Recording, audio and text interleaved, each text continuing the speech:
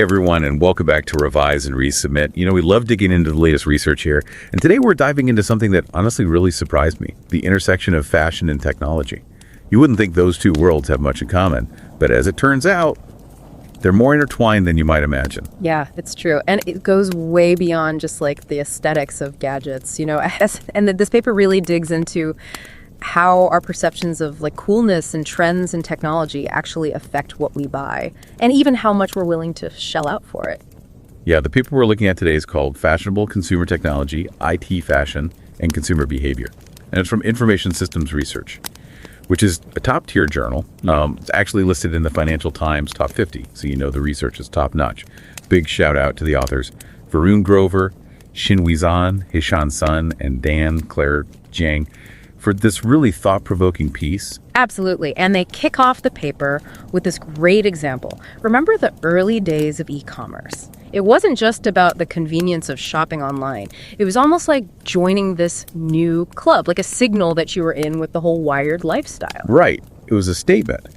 And the paper argues that this IT fashion phenomenon is still very much alive and well, shaping our tech choices in all sorts of ways.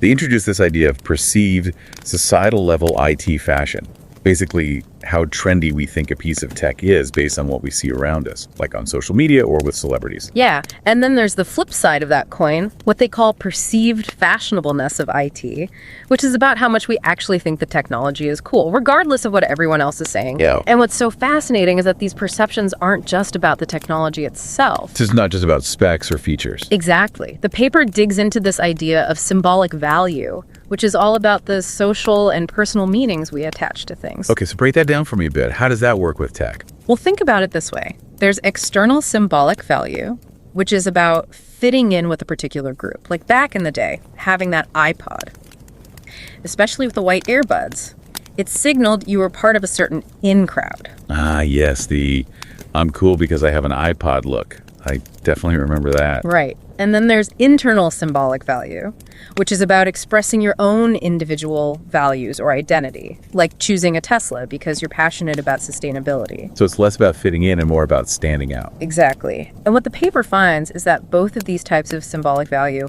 play a huge role in our technology choices, even if we're not consciously aware of it. Okay, so we've got this idea of IT fashion and how it shapes our perceptions of what's cool, but how do the authors actually measure that in the real world? I mean, they did some pretty interesting studies to test their theories, right? Oh, absolutely. They designed these really clever studies to see how these ideas play out in actual purchasing decisions. They focused on two very different products. Lay it on me. What did they choose? In one study, they looked at the Apple Watch, which at the time of their research was considered pretty fashionable. Makes sense. It was definitely seen as a status symbol for a while there. Right. And then in another study they chose, are you ready for this? Microsoft Excel. Wait, Excel. The spreadsheet program. Seriously. Yep. They wanted to see if these same principles of IT fashion applied even to a product that's not traditionally considered cool or trendy. Wow. And what they found was pretty surprising. All right, I'm officially hooked. Spill the tea. What did they discover? Well, they discovered that while IT fashion has a big impact on our intention to buy something. Meaning we're more likely to want the trendy stuff. Exactly. But here's the kicker.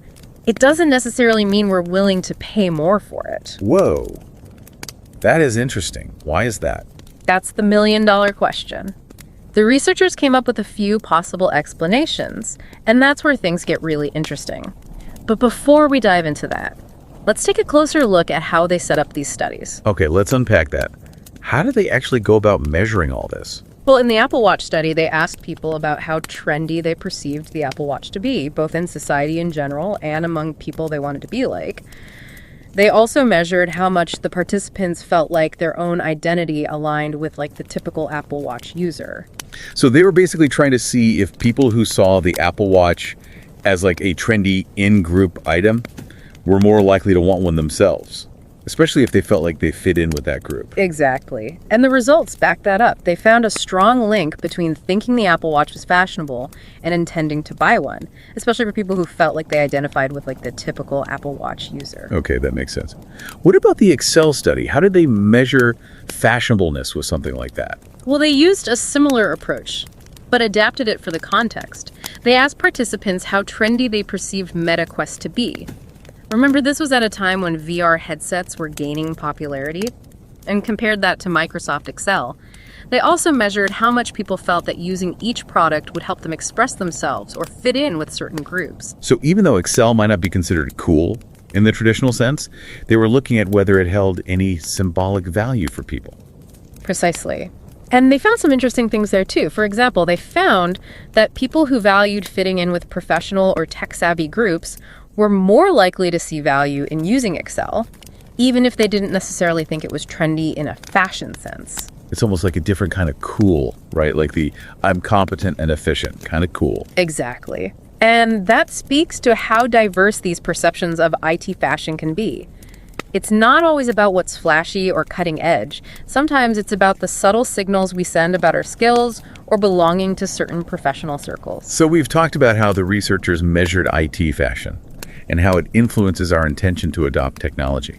But now let's get to the really juicy part. Why doesn't this necessarily translate into willingness to pay?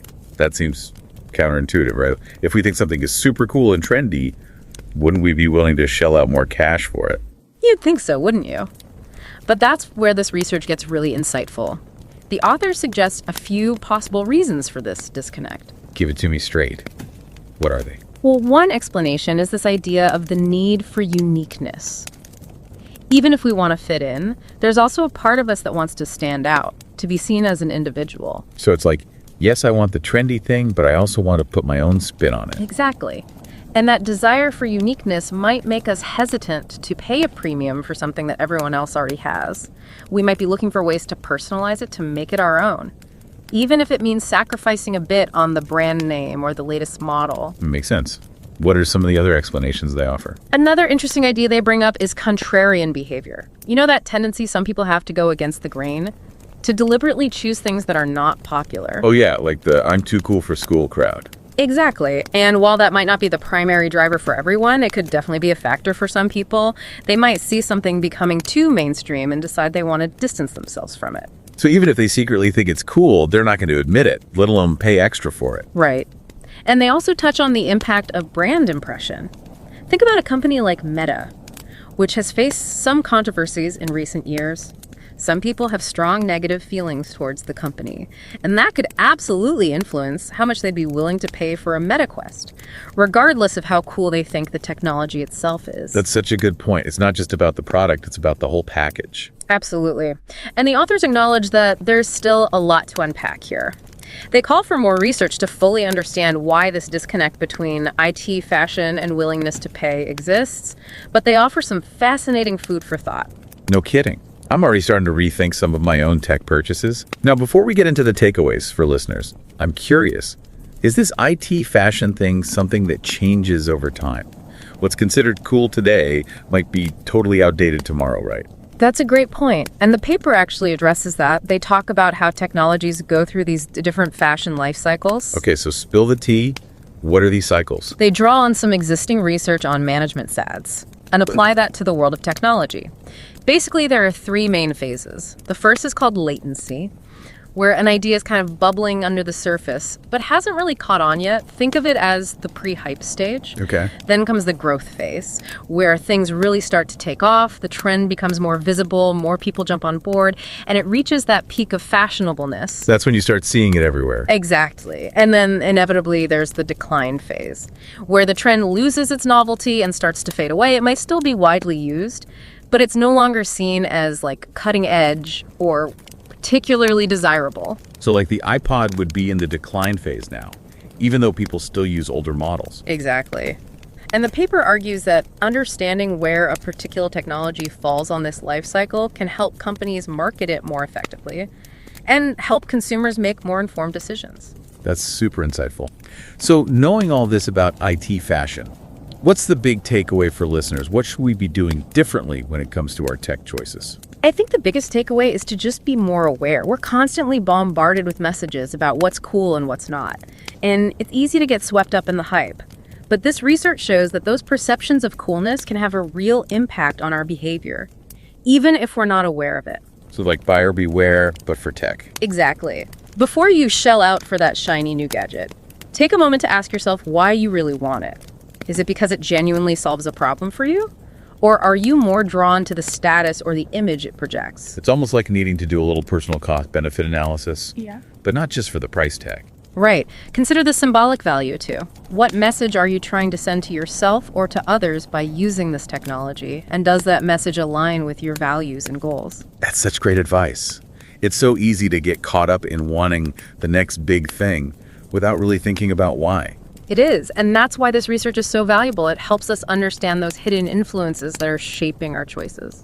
I know I'll be thinking twice before I upgrade my phone next time. Well, this has been an incredibly enlightening deep dive. I feel like I've learned so much about the psychology behind our tech obsession. Me too. It's a reminder that even in a world that's, so driven by innovation and functionality, fashion still plays a powerful role. Huge thanks again to Varun Grover, Xinhui Zhan, Hishen Sun, and Dan Claire Jiang for this fantastic paper. It's definitely given me a lot to think about. And for all of you listening, if you want to explore more fascinating research like this, be sure to subscribe to Revise and Resubmit on Spotify. We're also available on Amazon Prime Music, YouTube Music, and Apple Podcasts. We release new episodes every week, and we'd love to have you join us as we unpack even more cutting-edge research. Until next time, keep those minds curious and those tech choices conscious.